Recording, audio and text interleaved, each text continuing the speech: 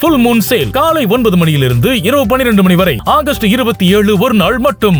NLC Neyveli lignite corporation ஆரம்பிக்கும் பொழுது நமக்கு மின்சாரம் தேவைப்பட்டது. இன்னைக்கு பீக் சம்மர்ல கூட தமிழ்நாட்டுடைய மின்சார தேவை 21,000 மெகாவாட் தான். 40,000 ஏக்கரை அவங்க அழிச்சிட்டு தான் ஒரு அப்படியே நைட்டோட நைட்டா மக்கள் எல்லாம் கொண்டு போய் விஜய மாநகரன்ற ஊர்ல கொண்டு போய் தங்கிட்டாங்க. மூட்டை முடிச்சோட ஒரு வெளியூர்ல அகதிகளா போய் சேர்ந்துட்டாங்க. என்எல்சி நிறுவனம் யாருடைய நிறுவனம்? அது ஒரு மத்திய அரசாங்கத்தோட நிறுவனம். நாங்க 3 மாதத்துல அந்த என்எல்சி வரல. இது பல ஆண்டுகளாக இருக்கக்கூடிய ஒரு நீடிக்கக்கூடிய ஒரு பிரச்சனை. இன்னைக்கு கூட்டணியில யார் இருக்காங்க?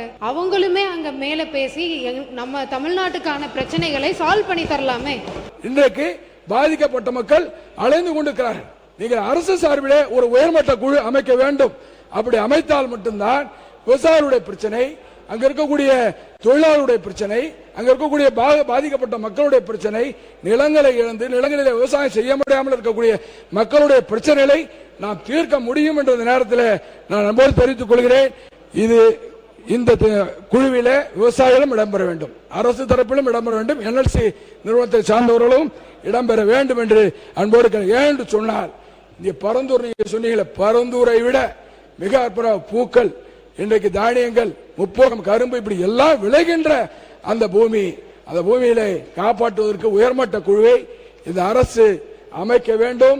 பரந்தூரை விட 4-5 மடங்கு விவசாயம் மக்கள் பாதிக்கின்ற பகுதி என்பதை நான் பதிவு செய்ய கடமைப்பட்டிருக்கிறேன். அதே போல தொழில்துறையில ஒரே நிமிடம், தொழில்துறையில உலக மாநாட்டில் தயவு செய்து என்எல்சி பாதிக்கப்பட்ட மக்களுடைய பிரச்சனைகளை தீர்ப்பதற்கு முழுக்க அதை தீர்க்க வேண்டும் என்று சொன்னால் எங்கு செல்வது, எப்படி செல்வது, எதை சாப்பிட்டால் புத்தந்தில் என்று அலைந்து கொண்டிருக்கிற அந்த விவசாயிகள், பாவப்பட்ட அந்த விவசாயிகளுடைய பிரச்சனை தீர்ப்பதற்கு அரசு சார்பில் ஒரு உயர்மட்ட குழுவை அமைக்க வேண்டும் என்று அன்போடு நான் கேட்டுக்கொண்டு வாய்ப்பளித்த பேரவைத் தலைவருக்கு நன்றி தெரிவித்து முடிக்கிறேன். நன்றி, வணக்கம். முனைவர் டாக்டர் சௌமியா அன்புமணி அவர்கள். மாண்புமிகு பேரவைத் தலைவர் அவர்களே, என்எல்சி நெய்வேலி லிக்னைட் கார்பரேஷன் ஆரம்பிக்கும் பொழுது நமக்கு மின்சாரம் தேவைப்பட்டது. இன்னைக்கு பீக் சம்மர்ல கூட தமிழ்நாட்டுடைய மின்சார தேவை 21,000 மெகாவாட் தான்.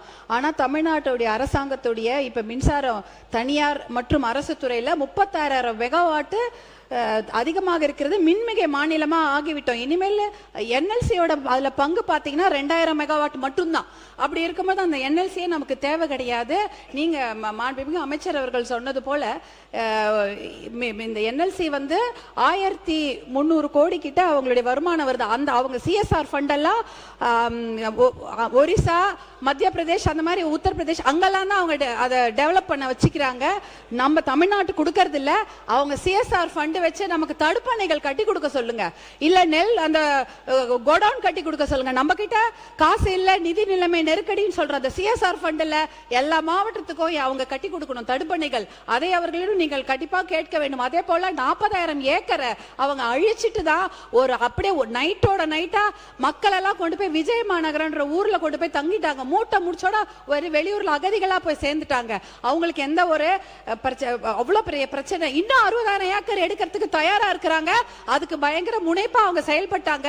அது சமயம் பாட்டாளி மக்கள் கட்சி தலைவர் மருத்துவர் அன்புமணி அவர்கள் எத்தனையோ பேரோட போய் நெய்வேலி லிக்னைட் கார்பரேஷன் என்எல்சிக்கு போடும் போராட்டத்தை செஞ்சாங்க. அப்ப வஜ்ரா வாகனத்தை கொண்டு வந்து அந்த போராட்டம் அடக்கப்பட்ட முயற்சி நடந்தது. அதெல்லாம் மீறி எல்லா பெரிய போராட்டம் நடந்தது. அதனால இன்னொரு 60,000 ஏக்கர் எடுப்பதற்கு கண்டிப்பாக அதை அனுமதிக்க கூடாது. அதை தமிழக அரசாங்கம் வலியுறுத்த வேண்டும். அதே போல பாத்தீங்கன்னா அந்த தண்ணீர் இளநீர்ல டயாக்சின் இருக்கு. போதும், நீங்க குறிப்பா சொல்லிட்டீங்க. அது குறிப்பு உணர்ந்து அமைச்சர் பதில் சொல்ல தயாரா இருக்காங்க. கணேசன். பேரவைத் தலைவர் அவர்களே, இங்கே பேசிய நம்முடைய சட்டமன்ற உறுப்பினர்கள் ஏதோ என்எல்சி நிர்வாகம் நிலைமெடுத்த பொழுது விவசாயிகளுக்கு திராவிட முன்னேற்ற கழக அரசு எதுவும் செய்யவில்லை என்று இங்கே பதில் சொல்ல வேண்டாம். நீங்க முதல் முறையை உங்களுக்கு ஒரு வாய்ப்பு கொடுக்கணும்னு கொடுத்தேன். உங்களுக்கு இது வரைக்கும் அழைக்கவில்லை, அதனால வாய்ப்பு கொடுத்திருக்க. சுருக்கமா, மாண்புமிகு முதலமைச்சராக முத்துவேல் கருணாநிதி ஸ்டாலின் அவர்கள் இருந்த பொழுது என்எல்சி அதிகாரிகளை எல்லாம் அழைத்து, என்எல்சியில் இருக்கிற அதிகாரிகள் குறிப்பாக வட மாநிலத்தை சார்ந்தவர்கள் தான் அதிகமாக இருப்பார்கள். வெளியிலே பல்வேறு போராட்டங்கள் நடைபெறுகின்ற பொழுது என்னவென்றே அவர்களுக்கு மொழி சம்பந்தமாக புரியாத காரணத்தினால் வெளியே என்ன போராட்டம் நடக்குதுன்னு கூட அவங்களுக்கு தெரியாது.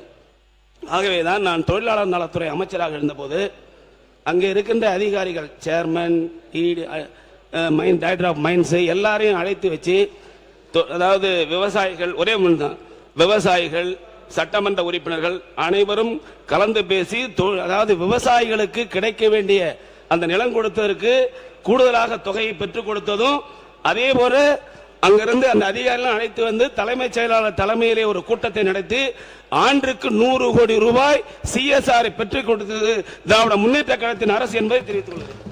மாண்புமிகு தொழில்துறை அமைச்சர் அவர்கள் பேசுகிறோம். NLC நிறுவனத்தை பற்றி நிறைய கருத்தெல்லாம் சொல்லியிருக்கின்றார்கள்.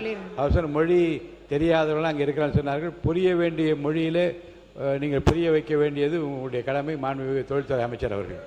மாண்புமிகு பேரவைத் தலைவர் அவர்களே, உட்காருங்க, அவங்க பேசட்டும். பரந்தூர் மக்கள் எப்படி பாதிக்கப்பட்டு நம்ம இன்னைக்கு அவங்கள காப்பாற்றினோமோ அதே மாதிரி NLC நிறுவனத்தினால பாதிக்கப்பட்டவங்களை கண்டிப்பா நம்முடைய அரசாங்கம் கைவிடாது.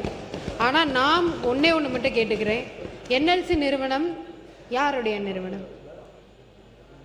அது ஒரு மத்திய அரசாங்கத்தோட நிறுவனம். நாங்க 3 மாதத்துல அந்த NLC வரல. இது பல ஆண்டுகளாக இருக்கக்கூடிய நீடிக்கக்கூடிய ஒரு பிரச்சனை. இன்னைக்கு கூட்டணியில யார் இருக்காங்க? அவங்களுமே அங்க மேல பேசி நம்ம தமிழ்நாட்டுக்கான பிரச்சனைகளை சால்வ் பண்ணி தரலாமே. கண்டிப்பா உயர்மட்ட குழு கேட்டிருக்காங்க. அதற்கான நடவடிக்கை நம்மளுடைய மாண்புமிகு முதலமைச்சர் அங்க இருக்க மக்களை கைவிட மாட்டார். தாரகை கட்பட்டவர்கள் பேசுங்கம்மா. போதும் உட்காருங்க, இதை பத்தி வேண்டாம். போதும் உட்காருங்க. இதை பற்றி நிறைய பேசியாச்சு. வேண்டாம், அதுக்கு மேல விவாதம் இல்லை.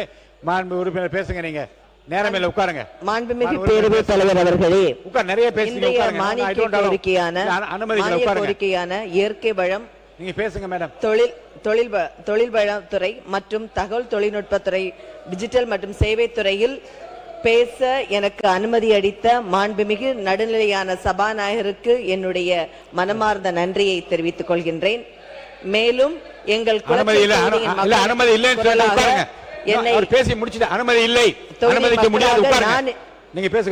மேலும் எங்கள் குளச்சல் தொகுதி மக்களுக்கு நான் என்றும் கடமைப்பட்டு இருக்கிறேன். அவர்கள் சார்பாக, அவர்கள் குரலாக என்றும் சட்டமன்றத்தில் இருப்பதற்கு குரலாக ஒலிப்பேன் என்பதையும் இதன் வாயிலாக நான் தெரிவித்துக் கொள்கிறேன். மாண்புமிகு பேரவைத் தலைவர் அவர்களே, எங்கள் தலைவி சோனியா காந்தி அம்மையார் அவர்களின் வழிகாட்டுதலின் பேரில் பெண்களுக்கு முக்கியத்துவத்தை கொடுத்து என்னை இன்றளவும் மரியாதையுடன் வழிநடத்தி மிகப்பெரிய பொறுப்பான காங்கிரஸ் சட்டமன்ற குழு தலைவராகவும் அதுவும் பெண் தலைவராகவும் நியமித்த எங்கள் மாண்புமிகு தமிழ்நாடு காங்கிரஸ் பேரவையின் தலைவர் திரு மாணிக்கம் தாகூர் MP அவர்களுக்கும் என்னுடைய நன்றியை தெரிவித்துக் கொள்கிறேன். உன்னால் முடியும் என்று என்னை ஆசீர்வதித்து என்னை 2 தடவை சட்டமன்ற உறுப்பினராக எனக்கு சீட்டு தந்த எங்களுடைய மாண்புமிகு அகில இந்திய தலைவர் மல்லிகார்ஜுன் கார்கே அவர்களுக்கும் எங்களுடைய தலைவர் ராகுல் காந்தி அவர்களுக்கும் என்னுடைய நன்றியினை தெரிவித்துக் கொள்கிறேன். அதே போல மக்களின் மனதை புரிந்து எளிய மக்களின் நாயனாக இந்த மாண்புமிகு முதலமைச்சர் ஜோசப் விஜய் அவர்களுக்கும் குளச்சல் தொகுதி மக்கள் சார்பாக நன்றியை தெரிவித்துக் கொள்கின்றேன். பெருந்தலைவர் காமராஜர் அவர்கள் முதல்வராக இருந்த பொழுது மத்தியில் தொழில்துறை அமைச்சராக இருந்த R. வெங்கட்ராமன் அவர்கள் இருந்த பொழுது மத்திய அரசின் பெரும் முதலீட்டுகளை தமிழ்நாட்டிற்கு கொண்டு வந்த பல முக்கிய நிறுவனங்கள் தொடங்கப்பட்டது.